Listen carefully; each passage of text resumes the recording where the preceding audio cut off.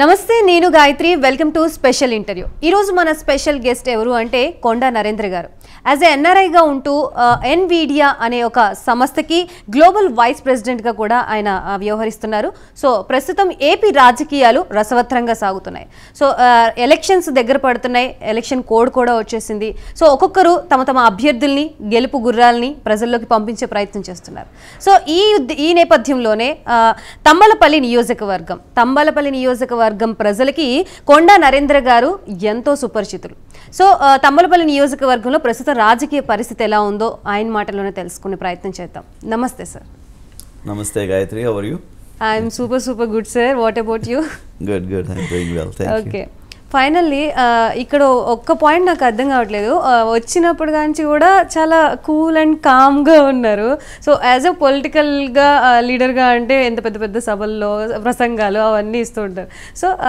ఎలా ఈ రాజకీయ ప్రస్థానం అనేది ఎలా స్టార్ట్ అయింది ఏంటి ఇంత కూల్ అండ్ కామ్ పర్సన్ రాజకీయాల్లోకి ఎలా వచ్చారు ఒక వెనుకబడిన ప్రాంతం నుంచి వచ్చిన వాడిని ఒక రైతు కుటుంబంలో సామాన్య రైతు కుటుంబంలో పుట్టిన వాడిని ఎన్నో కష్టాలు తెలిసిన వాడిని ఎన్నో కష్టాలు చవి చూసిన వాడిని ఎన్నో ఒడిదుడుకులు ఎదుర్కొన్న వాడిని మంచి చూశాను చెడ్డ చూశాను అతి దారుణమైన పేదరికాన్ని పావర్టీని చవి చూసాం అదే తరహాలో మంచి ఉన్నత స్థాయికి వెళ్ళడం ఎన్నో కోట్లు సంపాదించడం అది కూడా చూసాం కాబట్టి చిన్న స్థాయి నుంచి పెద్ద స్థాయి వరకు ప్రతి ఒక్క ఘటన చవిచూసిన వాడిని కాబట్టి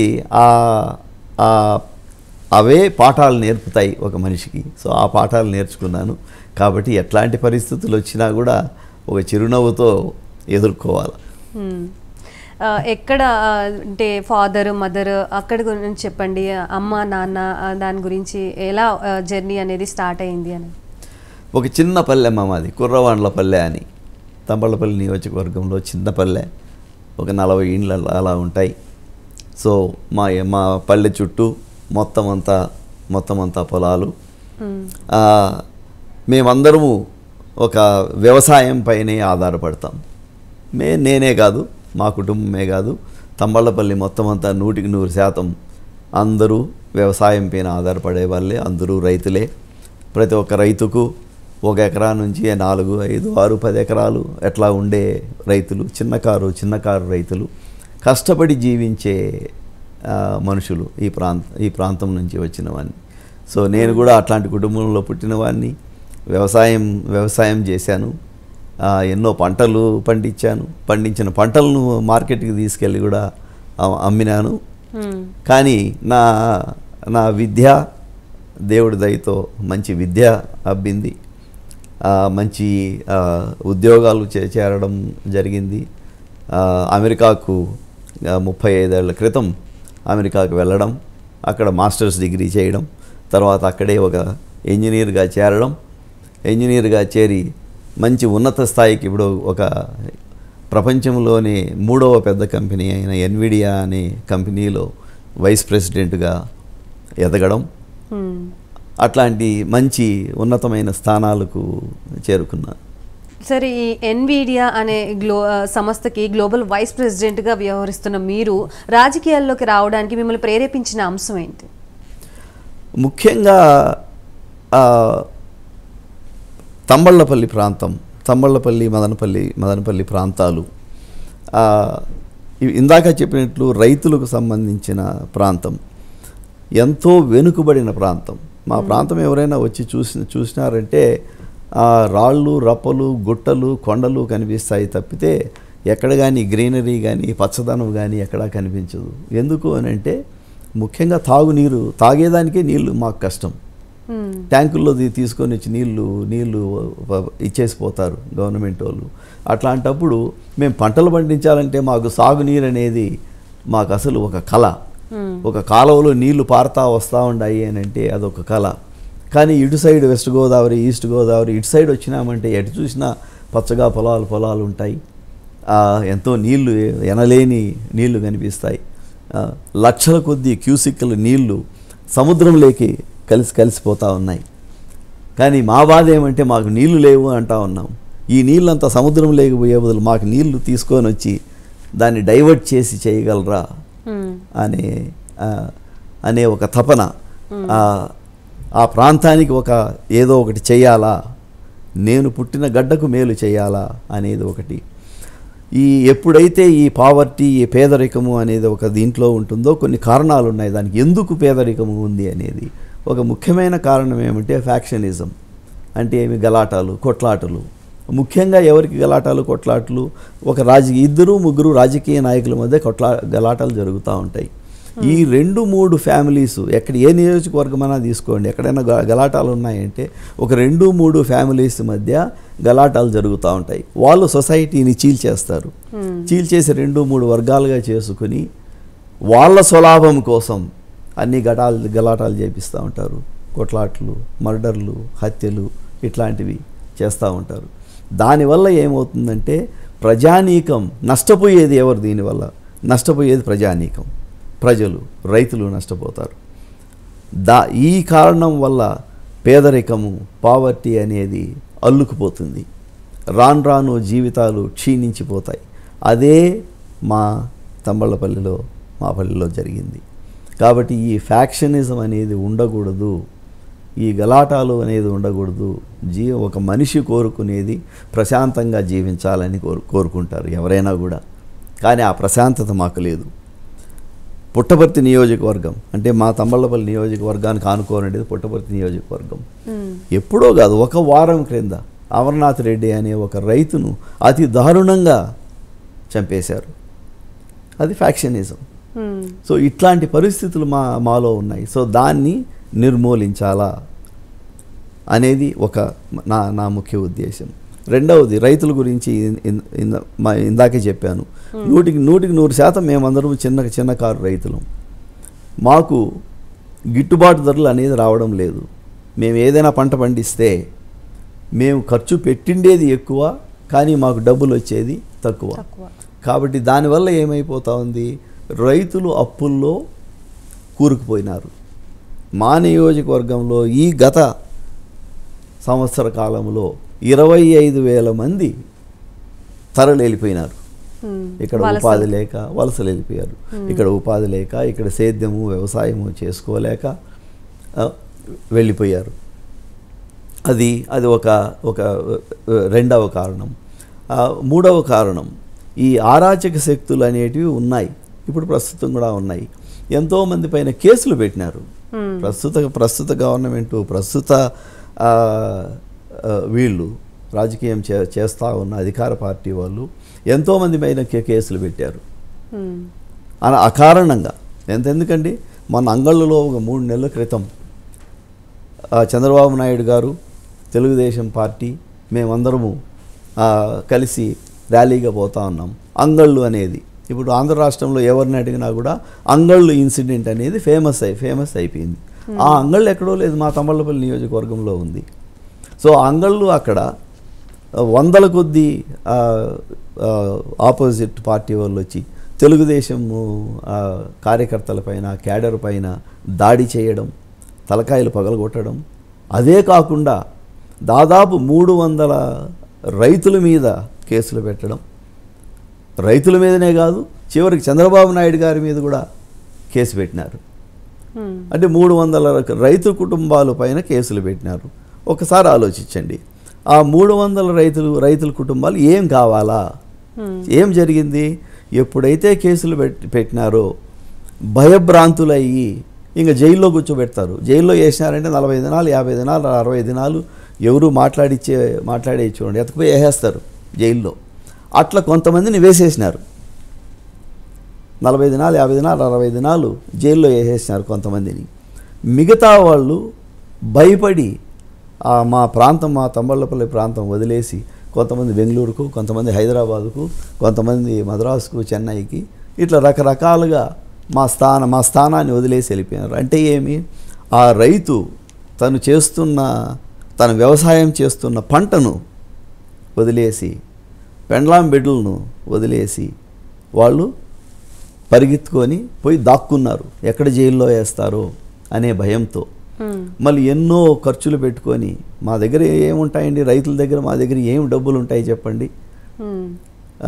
మా ఎన్నో ఖర్చులు పెట్టుకొని హైకోర్టుకు తిరిగి ఈ కోర్టులకు ఆ కోర్టులకు అన్నీ తిరిగి బెయిల్ తెచ్చుకునే దానికి దాదాపు 60 దినాలు పట్టింది చాలామందికి.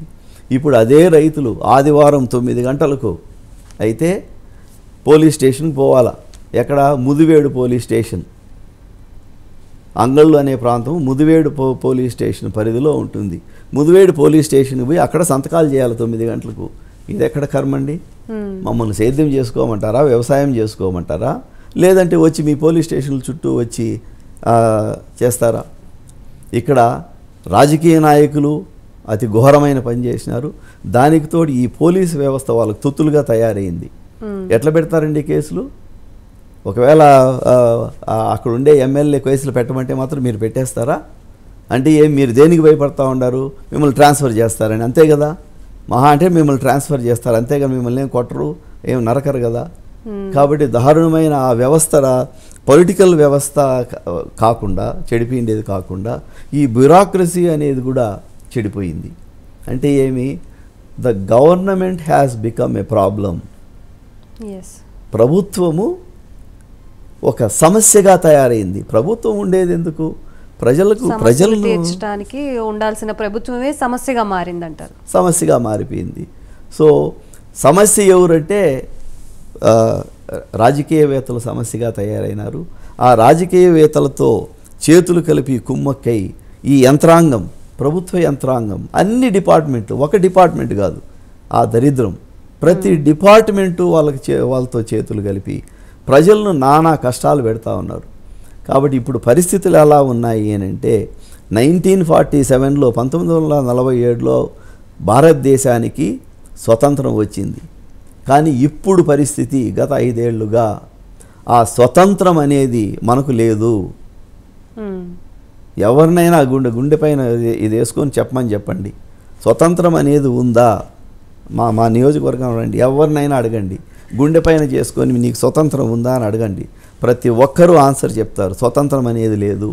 కాబట్టి ఇప్పుడు జరుగుతూ ఉండే పోరాటం ఈ 2024 సంవత్సరంలో ఇంకా 1.5 నెలలో మనం అందరం పోలింగ్ బూత్కు పోయి ఓట్లు వేస్తాం. మనం ఇప్పుడు జరుగుతూ ఉండే సంగ్రామం, మంచికి చెడుకు మధ్య సంగ్రామం జరుగుతూ ఉంది. ఒక కురుక్షేత్ర యుద్ధం జరుగుతూ ఉంది. దుర్మార్గులైన కౌరవులు ఒక సైడ్ ఉన్నాడు, ధర్మానికి కట్టుబడి ఉన్న పాండవులు ఒక సైడ్ ఉన్నారు. ఈ రెండిటి మధ్య, మంచికి చెడుకు మధ్య ఒక ఫైటింగ్, ఒక రణరంగము జరగబోతూ ఉంది.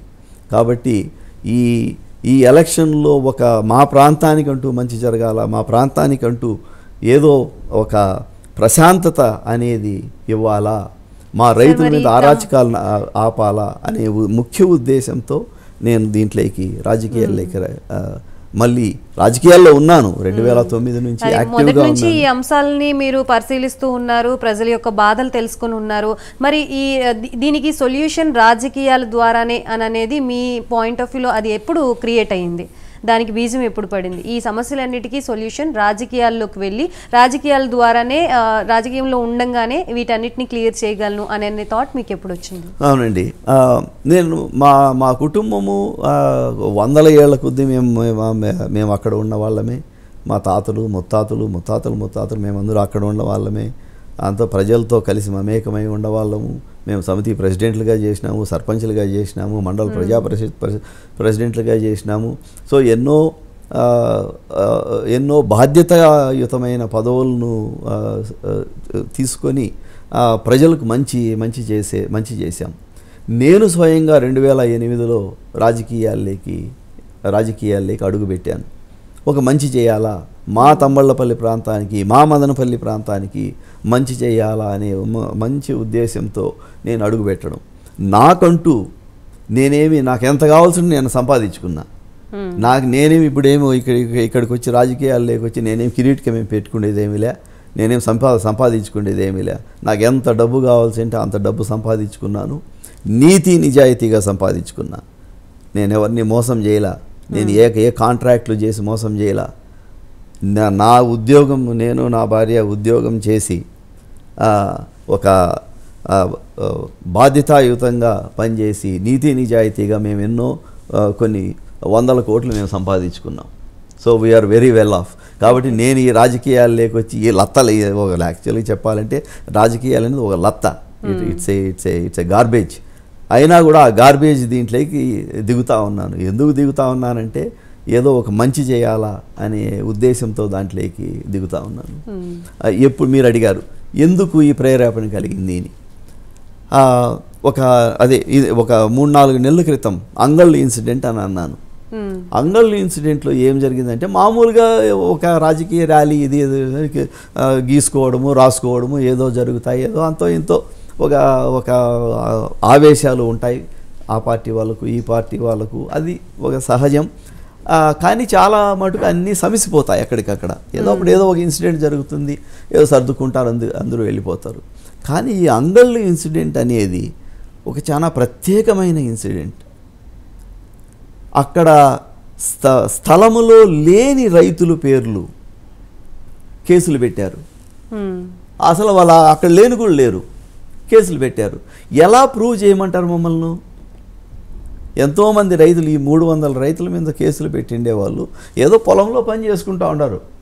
వాళ్ళకి ఈ రూల్స్ అండ్ రెగ్యులేషన్స్ గురించి, లా గురించి అంతగా ఐడియా ఉన్నట్టయితే వాళ్ళు వాళ్ళ తరపున వాదించుకునే వాళ్ళు. అంత సఫిస్టికేటెడ్ కాదు మా రైతాంగం. మాకు తెలిసింది ఏంది, మడక పట్టుకోవడం, పొలం లేకపోవడం, దున్నడం, పంట పండించడం. పంట పండించి ప్రజలకు మేము ఆహారాన్ని మేము అందించేవాళ్ళం. మేము కష్టజీవులం. మేము ఒకరికి మంచి ఆహారం అందించే వాళ్ళమే, కానీ ఇట్లాంటి కేసులు ఇవన్నీ కూడా మాకు తెలియదు. సో అంగళ్ళు ఇన్సిడెంట్లో దాదాపు 3 చంద్రబాబు నాయుడు గారి మీద కేసు పెట్టడమే కాకుండా ఎమ్మెల్యే క్యాండిడేట్లు, కాన్స్టిట్యూషన్లో ఉండే ఇన్ఛార్జీలు వీళ్ళందరిపైన పెట్టడమే కాకుండా దాదాపు 300 మీద రైతుల మీద పెట్టినారు. సో అది చాలా బాధ కలిగించింది. మీరు ఏదో రాజకీయ నాయకుల మీద పెట్టినారంటే ఓకే, సహజం. వాళ్ళ దగ్గర డబ్బులు, రాజకీయ నాయకుల దగ్గర డబ్బులు ఉన్నాయి, లక్షలు కాకుంటే కోట్లు వాళ్ళ దగ్గర ఉన్నాయి. వాళ్ళు దీనికి పోతారు, ఏది హైకోర్టుకు పోతారు, దీనికి పోతారు, డిస్ట్రిక్ట్ కోర్టుకు పోతారు, ఏదో బెయిల్ తెచ్చుకుంటారు, కింద మింద పడతారు, ఏదో వాళ్ళ బాధలు వాళ్ళు తట్టుకోగలరు. కానీ 300 రైతుల కుటుంబాలు ఏ విధంగా తట్టుకోవాలా అంటే నాకు ఎంతోమంది తెలుసు ఆ రైతుల్లో. ఈ రైతులు ప్రతి ఒక్కరూ నాకు తెలుసు. తంబళ్ళపల్లి నియోజకవర్గంలో కేసులు పెట్టిన వాళ్ళు ప్రతి ఒక్కరూ నాకు తెలుసు. ఒక ఉదాహరణ చెప్తాను. ఒక రైతుకు 3 ఎకరాల టమాటా ఉంది. సో టమాటా ఇప్పుడు టమాటా ఎంతో కష్టపడి దాదాపు 2 లక్షలు, ఎకరాకు 2 లక్షలు ఖర్చు పెట్టి టమాటా పండించినాడు ఆ రైతు. అతను ఇప్పుడు పారిపోవాల్సి వచ్చింది. మొత్తం అన్నీ వదిలేసి పారిపోవాల్సి వచ్చింది. చిన్న బిడ్డలు, ఏం కావాలా వాళ్ళ కుటుంబం, ఏం కావాలా? అతను పంటను వదిలేసి వెళ్ళిపోయాడు. కాబట్టి పంట అట్లనే పోయింది. బిడ్డలు, చిన్న బిడ్డలు, ఆ బిడ్డలను ఎవరు చూసుకుంటారు? భార్యను ఎవరు చూసుకుంటారు? అన్ని కష్టాలు పెట్టారు. సో ఈ కష్టాలన్నీ చూసి, ఈ అరాచకం చూసి, మరి ఈ రకంగా ఇంతమంది రైతుల మీద అన్యాయంగా కేసులు పెట్టారని మీరు అంటున్నారు. మరి ఈ కేసులు పెట్టిన వారిని రైతుల్ని చూసుకోవాల్సిన బాధ్యత టీడీపీ అధిష్టానం మీద ఉంది. మరి టీడీపీ అధిష్టానము సరైన నాయకుడికి సీటు కేటాయించింది, సరైన కార్యకర్తల్ని మంచిగా చూసుకునే నాయకుడిని సీట్ ఇచ్చింది అని మీరు భావిస్తున్నారా? కరెక్ట్ నిర్ణయం తీసుకున్నారంటారా? అదొక దురదృష్టం అండి. ఇప్పుడు ఈ పుండు మీద కారం చల్లుతారంటారు చూడండి. మా రాజకీయ పరంగా మాకు ఆ పరిస్థితి వచ్చి పడింది. ఇప్పుడు అధిష్టానం ఒక మంచి ఆలోచనతో ఏదో కొత్త వాళ్ళని తీసుకొని రావాలా, కొత్త వాళ్ళను ఎంకరేజ్ చేయాలా అనే ఉద్దేశంతో, మంచి ఉద్దేశంతో ఎవరికో ఒక అతనికి ఇచ్చినారు. అసలు ఆ అభ్యర్థి ఎవరో ఎవరికీ తెలియదు. అతను ఎవరో తెలియదు, ఎక్కడి నుంచి వచ్చినాడో తెలియదు. డిసెంబర్ 15వ తేదీ వస్తారు సీన్లేకి, ఫిబ్రవరి 15వ తేదీ టికెట్ తెచ్చుకుంటారు. ఇది ఎక్కడ వింతండి ఇది? ఎవరికీ తెలియని వ్యక్తి డిసెంబర్ 15, 2023 డిసెంబర్ 15వ తేదీ వచ్చి 2024 ఫిబ్రవరి 15వ తేదీ ఎమ్మెల్యే టికెట్ తీసుకొని పోతే అది ఎవ్వరూ జీర్ణించుకోలేకపోయారు. ఒక టీడీపీ క్యాడరే కాదు, ప్రతి ఒక్కరూ నియోజకవర్గంలో ఉండేవాళ్ళు ముక్కు మీద వేలేసుకున్నారు ఆశ్చర్యపోయి. కాబట్టి టీడీపీ క్యాడర్ దాన్ని సమ్మతించలేదు. వాళ్ళ అయిష్టాన్ని, వాళ్ళ అభిప్రాయాలను ఇక్కడికి మన అమరావతికి రావడం, చంద్రబాబు నాయుడు గారి దగ్గరికి వెళ్ళడం, వాళ్ళ అభిప్రాయాలను తెలియజేయడం చేశారు. సో కాబట్టి ఇప్పుడు అనిశ్చితమైన పరిస్థితులు మా నియోజకవర్గంలో నెలకొన్నాయి. ఈ పరిస్థితులన్నీ కూడాను వివిధ డిఫరెంట్ వేస్ దాన్ని తీసుకెళ్ళాం. మన పార్టీలో ఉండే యంత్రాంగానికి, పార్టీలోని అధిష్టానానికి, చంద్రబాబు నాయుడు గారి దగ్గరికి ఇవన్నీ కూడా మా అభిప్రాయాలు తీసుకెళ్ళి మేము చెప్పినాం. ఇప్పుడు మేమందరము కూడా వెయిట్ చేస్తూ ఉన్నాం. మీరు చెప్పిన మాటలను బట్టి చూస్తే ఇప్పుడు అనౌన్స్ చేసిన క్యాండిడేట్ పైన క్యాడర్ కూడా అసంతృప్తి ఉంది అంటున్నారు. సో మరి ఫ్యూచర్లో ఏమైనా రానున్న రోజుల్లో అభ్యర్థిని మార్చే అవకాశం ఏమైనా ఉందా? ఒకవేళ మీకు గనక అభ్యర్థిగా ప్రకటిస్తే మిమ్మల్ని, మీ ముందున్న లక్ష్యాలేంటి, సవాళ్ళేంటి? మేము ఇందాక చెప్పినట్లు మా అభిప్రాయాలు మేము వెల్లడించినాము. ప్రజాస్వామ్యబద్ధంగా ఒక డెమోక్రసీలో ప్రజల అభిప్రాయాలను తెలియజేసేందుకు హక్కు అనేది ఉంది డెమోక్రసీలో. ఆ హక్కును వినియోగించుకొని మా అభిప్రాయాలను మేము చెప్పినాం. అధిష్టానం వారు ఒక మంచి నిర్ణయం తీసుకుంటారని మేము అనుకుంటా ఉన్నాం. అధిష్టానంలో ఎంతో తెలివిమంతులు, ఎంతోమంది ఎక్స్పర్ట్సు, ఎంతోమంది రాజకీయ నాయకులు, పార్టీ ప్రెసిడెంట్ వారు కూడా ఎంతో అనుభవజ్ఞులు. వీళ్ళ అందరి గోల్ ఏంటి? ప్రజలకు మేలు చేయాలా అనేదే. వాళ్ళు కూడా, అధిష్టానం కూడా ప్రజలకు చెడు చేయాలా, నాశనం చేయాలా అనేది లేదు కదా, లేదు. కాబట్టి వాళ్ళకు కూడా ఈ ప్రాంతం బాగుపడాలా, ప్రజలకు సహాయం చేయాలా, ప్రజలను పైకి తీసుకొని రావాలని మంచి ఉద్దేశము పార్టీలో ఉన్న అందరికీ కూడా ఉంది. కాబట్టి మేము అనుకునేది ఏమంటే మంచిగా స్పందిస్తారనే అనుకుంటా ఉన్నాము. అదండి. ఒకవేళ టీడీపీ క్యాడర్ ఎలాగో అసంతృప్తిగా ఉంది కాబట్టి నెక్స్ట్ ఎవరు అనే ఆప్షన్ వెతికితే కనుక తమ్మలపల్లి నియోజకవర్గం నుంచి మీ పేరే వినిపిస్తోంది ప్రజలందరి దగ్గర నుంచి. సో ఒకవేళ వస్తుంది అనే హోప్ ఉందా? లేకపోతే ఒకవేళ రాకపోతే నెక్స్ట్ స్టెప్ ఏం తీసుకోబోతున్నారు? వస్తుందనే అనుకుంటా ఉన్నాము. ఎందుకంటే నా ఆలోచనలు కానీ, నేను ఏం చేయబోతున్నానని అనేది కానీ చాలా స్పష్టంగా, చాలా క్లియర్గా, నా ప్రాంతానికి నేను ఏమి చేస్తాను అనేది చాలా క్లియర్గా ప్రతి ఒక్కరికి తెలుసు. ఒకసారి కాకుంటే 100 సార్లు అందరికీ తెలియజేసినాను. కాబట్టి majority of the people in Thamballapalle నాకు సపోర్ట్ చేస్తారు. నాకంటూ టికెట్ ఇస్తే బ్రహ్మాండమైన మెజారిటీతో గెలుస్తాం. అది మాత్రం గ్యారంటీ. అన్ని పార్టీల వాళ్ళు నాకు వేస్తారు ఓటు. ఏదో ఒక పార్టీనే కాదు, అన్ని పార్టీల్లో ఉండేవాళ్ళు. సో జాగ్రత్తగా వినండి, అన్ని పార్టీల్లో ఉండేవాళ్ళు నాకు ఓట్లు వేస్తారు. ఎందుకు అనంటే అంతో ఇంతో మంచి చేస్తాడు అన్న నమ్మకం అనేది ప్రజల్లో ఉంది. కాబట్టి తప్పకుండా వేస్తారు. గత 2-3 రోజుల నుంచి జనాల్లోకి ఎలక్షన్స్ వస్తున్నాయి అని అంటే వెళ్ళే నాయకులు ఉంటారు, మొదటి నుంచి జనాల్లో ఉండే నాయకులు ఉంటారు. సో మీరు గత 2 రోజుల నుంచి కూడా మొదటి నుంచి జనాలకి సేవ చేస్తున్నప్పటికీ కూడా ప్రచారంలో భాగంగా ఈ 2 రోజులు ఎలక్షన్స్ వెళ్తే మంచి స్పందన కూడా వస్తుంది ప్రచారానికి వెళ్ళినప్పుడు.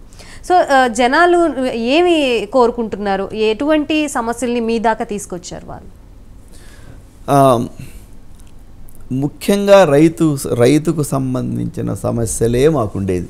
మాకు వేరే సమస్యలు లేదు. అంటే వేరే సమస్యలు అంటే ఈ లా అండ్ ఆర్డర్ దీనిపైన ఉన్నాయి. ఇందాక మనం మాట్లాడుకున్నాం, ఈ పోలీసు వ్యవస్థ నుంచి అరాచకాలు, కేసులు పెట్టడం, రాజకీయ నాయకుల దగ్గర నుంచి ఎన్నో కేసులు పెట్టడం, ఇట్లాంటివి ఉన్నాయి.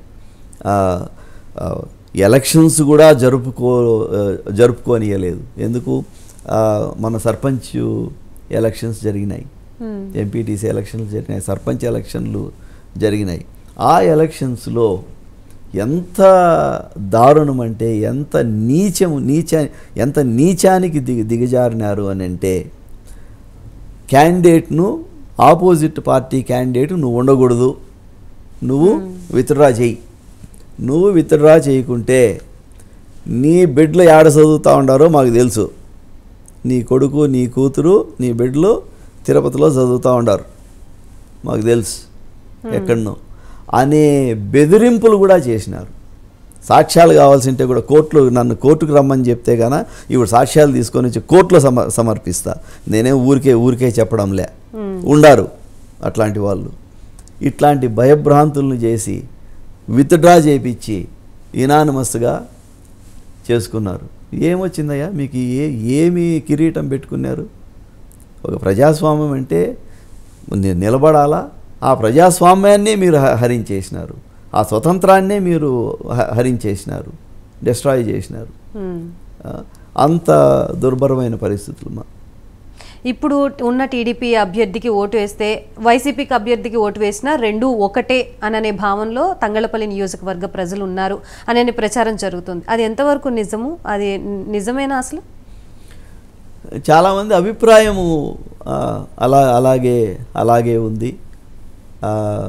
మేము ఓటు వేసినా కూడా వేస్ట్ అయిపోతుంది, కాబట్టి ఎందుకు ఓటు వేయడం, ఎందుకు ప్రచారంలో పాల్గొనడం, అనవసరమైన తలకాయ నొప్పులు, హెడేక్స్, ఈ గలాటాలు అన్నీ పడాలా? కాబట్టి మాకు ఎలక్షన్ వద్దు, మాకు ఇంకొకటి వద్దు, మేము హాయిగా ఏదో మా ఇంట్లో మేము కూర్చుంటాం, మా పొలం దున్నుకుంటాం, ఏదో పొలం అనేది. సో అలాంటి పరిస్థితి ఇప్పుడు వచ్చేసింది. ఇంతకుముందు ఏదో క్రాప్ హాలిడే అని అంటారు, అట్లా మా తమ్మళ్ళపల్లిలో ఇప్పుడు ఏమైందంటే ఎలక్షన్ హాలిడే అంటే మాకు ఎలక్షన్లు వద్దు, మేము ఎలక్షన్ లీవ్, మేమందరం లీవ్లో ఉంటాం, మాకు ఎలక్షన్లు వద్దు, ఇంకొకటి వద్దు, చేసుకోనియండి, వాళ్ళనే చేసుకోనియండి అనే ఒక నిస్సహాయత అనేది ప్రజల్లో వచ్చేసింది. మాకేం ఎలక్షన్లు అసలు జరగడం లేదు. మా కాన్స్టిట్యున్సీలో ఎవరు క్యాంపెయిన్ చేయడంలే, ఆ పార్టీ వాళ్ళు చేయడంలే, ఈ పార్టీ వాళ్ళు చేయడంలే, సైలెంట్గా అందరూ సైలెంట్గా ఉన్నారు. సో కొంచెం ఆశ్చర్యం అవుతుంది, ఏంది ఎలక్షన్లు ఇంకా 1 month ఎలక్షన్లు ఉన్నాయి, ఏది క్యాంపెయిన్ లేదు, ఏంది లేదు, అందరూ సైలెంట్గా ఉన్నారు. చిన్న చిన్న ఎలక్షన్స్కే అభ్యర్థిని పోటీ చేయొద్దు అని అన్న వ్యక్తులు ఇంత పెద్ద దానికి వెనకాల ఏం బ్యాక్గ్రౌండ్ వర్క్ అనేది జరుగుతుంది అనేది కూడా కొంచెం కన్ఫ్యూజింగ్గా ఉండొచ్చు ఈ నియోజకవర్గ ప్రజలు. తప్పకుండా ఇండైరెక్ట్. ఇప్పుడు అక్కడ ఇన్ని అరాచకాలు జరుగుతున్నాయి, ఒక పక్కన అధికార పార్టీలో ఉన్న వాళ్ళ తమ్ముళ్ళు కానీ వీళ్ళంతా విచ్చలవిడిగా దౌర్జన్యానికి పాల్పడుతున్న పరిస్థితి అని చెప్పేసి ప్రజల నుంచి వస్తున్నమాట. మరి ఇన్ని జరుగుతున్న క్యాడర్ కూడా కొంచెం స్తబ్దుగా ఉండడానికి కారణం ఏంటి? వీటన్నిటినీ అధిగమించి మీరు క్యాడర్కి ఇచ్చే భరోసా ఏంటి? ఒకటి, తమ్మళ్ళపల్లి ప్రజలు కానీ మదనపల్లి ప్రజలు కానీ మేమంతా ఒకటే.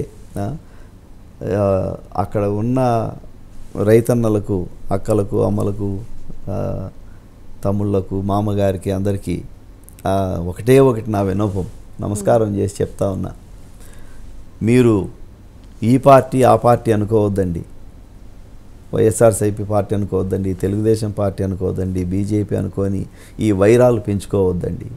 మనం అందరం చివరికి మనం అందరం ఒకటే. మా పల్లెల్లో ఎట్లా సంబోధిస్తామంటే, మేము ఒక కులం చూడం, ఒక మతం చూడము, కులం చూడము, ఏమీ చూడము. ఏం బావా బాగుండవా, ఏం బాగుండవా, ఏం వదినా భోంచేస్తావా, ఇట్లా సంబోధించుకుంటారు. కాబట్టి ఆ తారతమ్యాలు అనేది మాలో లేవు. ఫస్ట్ నేను అది గుర్తుపెట్టుకోమని చెప్తాను. ఈ రాజకీయ నాయకులు చీల్చేస్తారు మనల్ని. సో వాళ్ళు పెట్టే ప్రలోభాలకు, వాళ్ళు ఇచ్చే డబ్బులకు, వాళ్ళు ఇచ్చే మందు ప్యాకెట్కు, వాడిచ్చే బిర్యానీ ప్యాకెట్కు లొంగద్దండి. జాగ్రత్తగా ఉండండి, గలాటాలు పెట్టుకోవద్దండి, చివరికి అంతా మనమంతా ఒకటే, మన పల్లెలో ఉండేది మనమే కానీ వాళ్ళు యాన్నో పుంగనూరులో ఉంటారు, బెంగళూరులో ఉంటారు, పుంగనూరులో ఉంటారు, వీళ్ళందరూ కూడా ఏమి మన పల్లెలో అయితే ఉండరు కదా. వాళ్ళు ఎందుకుంటారు? వాళ్ళ ఊరు ఇది కాదు కదా. వాళ్ళ ఊరు ఇది కాకుంటే వాళ్ళు ఇక్కడ ఎందుకుంటారు? వాళ్ళు అన్న వాళ్ళ ఊరిలో ఉంటారు, లేదంటే మంచి సిటీలో ఉంటారు. కాబట్టి మనం ఉండేది, నువ్వు నేను ఉండేది మన పల్లెలో మన ఇద్దరమే ఉండేది, మన నలుగురమే ఉండేది, వాళ్ళు ఉండరు. కాబట్టి జాగ్రత్తగా ఉండండి. నేను ఇచ్చే భరోసా ఒకటే, అన్ని పార్టీల వాళ్ళకు చెప్తా ఉన్నాను, ఇది అన్ని పార్టీల వాళ్ళకు చెప్తా ఉన్నాను, మన ప్రాంతాన్ని మనం అభివృద్ధి చేసుకుందాం. ఏ నాయకుడు, ఏ రాజకీయ నాయకుడు కూడా మనకు సహాయం చేయడు, అది తేలిపోయింది. దానికి ఎవిడెన్స్ కావాలన్నా, దానికి ప్రూఫ్ కావాలన్నా 76 సంవత్సరాల చరిత్ర తీయండి, అందరి లీడర్లను తీయండి, కాంగ్రెస్ లీడర్లు తీయండి, టీడీపీ లీడర్లు తీయండి, తర్వాత వైసీపీ లీడర్లు తీయండి, ఎవరినన్నా తీయండి. ఏం చేసినారు మా ప్రాంతానికి మీరు? మా తంబళ్ళపల్లి నియోజకవర్గం కర్ణాటకకు బార్డర్కు ఆనుకొని ఉంటుంది. అసలు మమ్మల్ని పట్టించుకునే నాథుడు అనేది ఎవడూ లేడు, ఏ పొలిటికల్ పార్టీ లేదు, ఏ పొలిటికల్ రాజకీయ నాయకుడు లేడు, ఎవడు పట్టించుకోడు మమ్మల్ని. ఎందుకు? ఎక్కడో అల్లంత దూరంలో విసిరేసినట్లుగా మేము కర్ణాటక బార్డర్లో ఉంటాం మేము, కాబట్టి మేము ఎవరికి కనిపించం. We're far away from the power centre. Power centres ఎక్కడున్నాయి? ఏ తిరుపతిలోనో పవర్ సెంటరు, ఏ అమరావతిలోనో పవర్ సెంటర్, హైదరాబాదులోనో విశాఖపట్నంలోనూ ఈ పవర్ సెంటర్స్ ఉంటాయి. రాజకీయ నాయకులు, పవర్ఫుల్ నాయకులు, వీళ్ళందరూ కూడా డబ్బులు కూడా ఉండేది వాళ్ళ చేతుల్లోనే. మేము ఎక్కడో దూరంలో ఉంటాం, కాబట్టి మేము కనిపించాం. సో నేను భరోసా ఇచ్చేది ఒకటే, మన తంబళ్ళపల్లి కోసం, మన మదనపల్లి కోసం మనం పోరాడదాం. వేరే వాళ్ళు మనకెవరు సహాయం చేయరు, మనంతకు మనమే సహాయం చేసుకోవాలా. కాబట్టి మన ప్రాంతం నుంచి వచ్చిన వాడిని నేను, ఒక రైతు కుటుంబం నుంచి, ఈ ప్రాంతం నుంచి వచ్చిన వాడిని, కాబట్టి నాకు అవకాశం ఇవ్వండి, మన ప్రాంతాన్ని మనమే అభివృద్ధి చేసుకుందాం, ఎవరో వచ్చి మనకు చేయాల్సిన అవసరం లేదు అనేది నేను భరోసా ఇస్తా ఉన్నాను. ఈ రకంగా ప్రతి సమస్యకి బాధితులు అవుతున్న బాధితుల్ని మీరు ఇచ్చేస్తున్నారు. అలాగే క్యాడర్కి కూడా కొంతమేర భరోసా ఇవ్వాల్సిన పరిస్థితి ఇప్పుడు ప్రస్తుతం నియోజకవర్గంలో ఉంది. అదేంటి, రాంగ్ అభ్యర్థిని సెలెక్ట్ చేశారు, లేకపోతే సెలెక్ట్ చేసిన అభ్యర్థికి ప్రజల్లో మద్దతు లేదు అనే ఇది కూడా ఉంది. సో ఇటు వైసీపీ తరపు నుంచి చూసుకుంటే ద్వారకా తిరుమల రెడ్డి దగ్గర నుంచి చూసినప్పుడు కానీ అటువంటి వాళ్ళని బీట్ చేయడానికి పార్టీకి మీరిచ్చే భరోసా ఏంటి? ఒక పుల్లను మనం తీసుకున్నామంటే విరగొట్టడం చాలా చాలా సులభం. అదే 1000 పుల్లలు తీసుకున్నామంటే ఒక కట్ట తయారవుతుంది. ఆ కట్టను వించాలంటే ఎవరికి తరం కాదు, ఇంపాసిబుల్. సో నేను చెప్పేది ఒకటే, కలిసికట్టుగా ఉందాం. నా భరోసా క్యాడర్కి ఇదే, కలిసికట్టుగా ఉందాం. మన ఊర్లోకి వచ్చి మనల్ని ఎవడు పీకలేడు, ఏం పీకలేడు. ఎవడొస్తానో రానియండి, ఎన్ని కేసులు పెడతారో పెట్టనియండి, మనం కోర్టుల ద్వారా మనం ఫైట్ చేద్దాం. పెట్టనియండి. ఇప్పుడు పెట్టినారు, ఇప్పుడు అంగల్లో 300 మంది మీద కేసు పెట్టినారు, సరే పెట్టనియండి, పోరాడదాం. కోర్టుల దగ్గరికి పోయి కోర్టులో జడ్జి ముందర నిలబడుకొని చెప్పుదాం, మాకు ఏమి అన్యాయం జరిగిందని ఆ జడ్జికే చెప్దాం. కానీ ఏం చేస్తాడు? చేద్దాం. మనల్ని ఏమైనా జైల్లో పెట్టి జైలు శిక్ష విధిస్తాడా? ఎందుకు? మనమేం తప్పు చేయలేదు కదా, మనమేం తప్పు చేయలేదు. కాబట్టి మనం ఎందుకు భయపడాలా? తప్పు చేసిన వాడు భయపడాలి, కానీ మనమేం తప్పు చేయలే.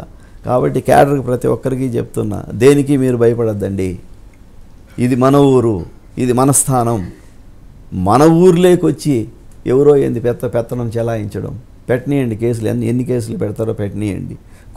కోర్టుల చుట్టూ తిరుగుదాం. జైల్లో పెడతారా? పెట్టండి. మహాత్మా గాంధీ అట్లా అంటే, సుభాష్ చంద్రబోసు, సర్దార్ వల్లభాయ్ పటేల్ అట్లా వాళ్ళనే ఎన్నో నెలలు కాకుంటే ఎన్నో ఏండ్లు జైల్లో పెట్టినారు బ్రిటిష్ సామ్రాజ్యం వారు. కానీ స్వతంత్రం కోసం ఎట్లా పోరాడినారు.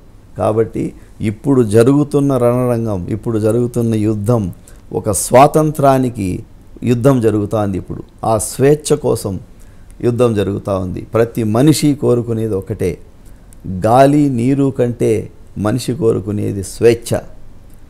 ఒక మనిషిని మిమ్మల్నే తీసుకెళ్ళి ఒక ఏసీ రూమ్లో పెట్టేసి బీగం వేసేసి నీకు ఫస్ట్ క్లాస్ అని 5 స్టార్ ఫుడ్ 5 స్టార్ పెడితే మీరు ఒప్పుకుంటారా? అది జైలే కదా, అది 5 స్టార్ జైలు. కానీ ఒప్పుకుంటారు? ఎవరు ఒప్పుకోరు. కాబట్టి మనిషి కోరుకునేది ఏంది? స్వేచ్ఛ. ఆ స్వేచ్ఛ కోసం, ఆ స్వాతంత్రం కోసం ఇప్పుడు ఈ ఎలక్షను ఒక ప్రతీక. ఈ ఎలక్షన్లో మనం తప్పకుండా మనం గెలవాలా. దీంట్లో ఓడే ప్రశ్న అంటూ ఉండకూడదు. మనం తప్పకుండా గెలవాలా. ఎందుకంటే ఇది మన ప్రాంతం. మన ప్రాంతాన్ని, మన ప్రజలను రక్షించుకునే బాధ్యత నీపైన, నాపైన, మన అందరిపైన ఉంది. థ్యాంక్ యూ సో మచ్ కొండ నరేంద్ర గారు. అలాగే క్యాడర్ కూడా ప్రజలు ఏదైతే కావాలి అని కోరుకుంటున్నారో అటువంటి వ్యక్తిని ముందుకు తీసుకువెళ్ళాలని కూడా మేము కూడా మనస్ఫూర్తిగా కోరుకుంటున్నాం. Thank you so much. Okay, thank you. నమస్తే. సో చూసారు కదా, ఇది ఇవాల్టి స్పెషల్ ఇంటర్వ్యూ విత్ కొండ నరేంద్ర గారు. మరొక ఇంటర్వ్యూతో మళ్ళీ కలుద్దాం. అంతవరకు సెలవు. నమస్తే.